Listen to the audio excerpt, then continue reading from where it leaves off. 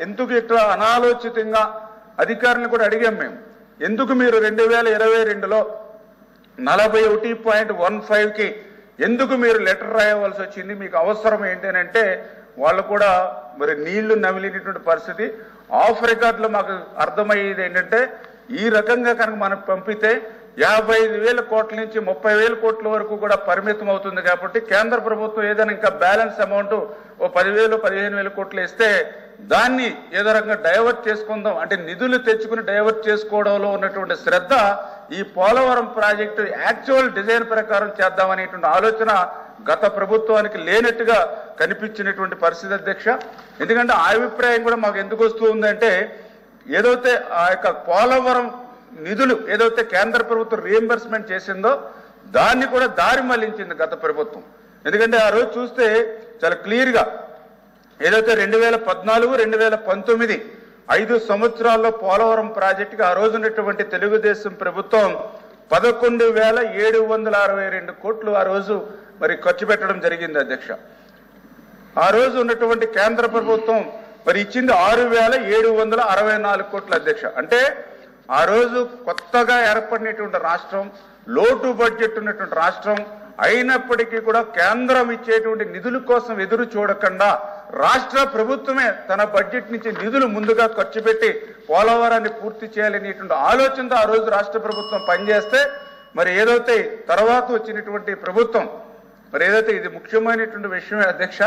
ఎందుకంటే వాస్తవాలు శాసన మండలి ద్వారా కానీ శాసనసభ ద్వారా కానీ ప్రజలు కూడా తెలుసుకోవాల్సినటువంటి అవసరం ఉంది.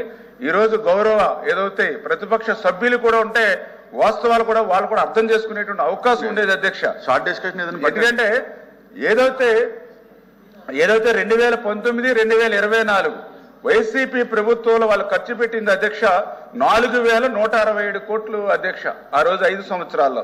మరి వాళ్ళకి కేంద్రం నుంచి వచ్చింది 8,382 కోట్లు అధ్యక్ష. అంటే గత తెలుగుదేశం ప్రభుత్వంలో ఖర్చు పెట్టినటువంటి అమౌంట్ మరి వైసీపీ ప్రభుత్వంలో వస్తే ఆ డబ్బులు కూడా పోనీ కనీసం పోలవరానికి ఖర్చు పెట్టకుండా మరి 3,385 కోట్లు ఏదైతే ఎక్సెస్ గా గత తెలుగుదేశం ప్రభుత్వం వచ్చిన అమౌంట్ ను కూడా వీళ్ళు డైవర్ట్ చేసేసినటువంటి పరిస్థితి ఆ రోజు ఉన్నటువంటి పరిస్థితి అధ్యక్ష. డిబేట్ అయిపోతున్నారు మంత్రి గారు. డిబేట్ కదా సార్, వాస్తవం సార్. ఎందుకంటే ప్రశ్న ఎత్తుకు సంబంధించి అదే సార్, దానికి సంబంధించి చాలా క్లియర్ గా అంటే చెప్పండి సార్, మీరు చెప్పండి, నేను మళ్ళీ మీకు కూడా ఆన్సర్ ఇస్తాను.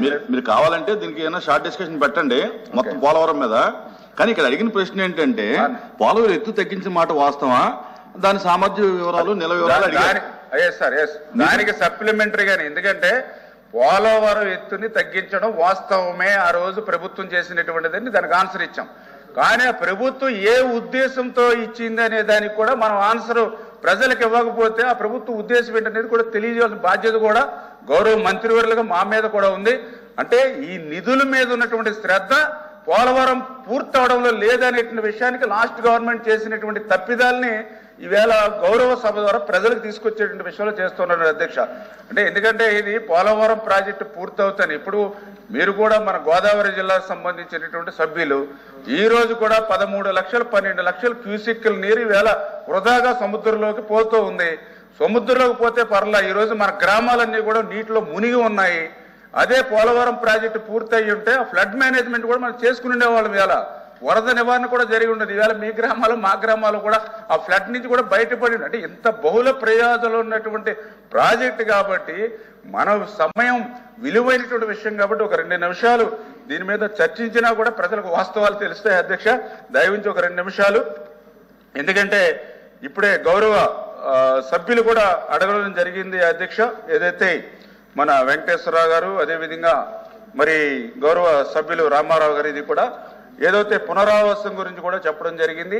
ఖచ్చితంగా ఈ ప్రభుత్వం పునరావాస విషయంలో కూడా ఎందుకంటే మేము కూడా ఒక మోరల్గా కమిట్ అయి ఉన్నాం. ఎందుకంటే నేను కూడా గతంలో 30 రోజుల నుంచి కూడా అధికారులతో కూడా మాట్లాడుతున్నప్పుడు కూడా చెప్తూ ఉన్నాం, పోలవరం ప్రాజెక్టు నిర్మాణం ఎంత అవసరమో అదే సమయంలో నిర్వాసితుల బాధ్యత కూడా అంతే అవసరం. ఎందుకంటే నిర్వాసితులు ఎవరి కోసం ఇచ్చారు అధ్యక్ష? వాళ్ళ భూములు ఈ రాష్ట్రం కోసం ఇచ్చారు, రైతుల కోసం ఇచ్చారు, త్యాగం చేశారు నిర్వాసితులు. అందుచేత ఖచ్చితంగా ఎన్డీఏ ప్రభుత్వం ఏదైతే మాది ఉందో ఖచ్చితంగా ప్రాజెక్టు నిర్మాణం ఎంత సీరియస్గా తీసుకుంటామో అట్ ద సేమ్ టైం నిర్వాసితులకు సంబంధించి R&R ఏదైతే ప్యాకేజ్ ఏదైతే ఉందో వాళ్ళు ఫుల్ ఫ్లెడ్జెడ్గా అందించి, ఎందుకంటే గత ప్రభుత్వంలో కూడా చూసాం ఏదైతే ఆ గోదావరి వరదకి ముంపుకు గురవుతే వాళ్ళకి కనీసం మంచినీళ్ళ ప్యాకెట్లు కూడా ఇవ్వలేనిటువంటి స్థితిలో ఆ నిర్వాసితులు కొండల్లోనూ గుట్టల్లోనూ తలదాచుకునే పరిస్థితి ఉంది అధ్యక్ష. అందుచేత వాళ్ళు కూడా రోడ్డుకి నిరసన చేశారు.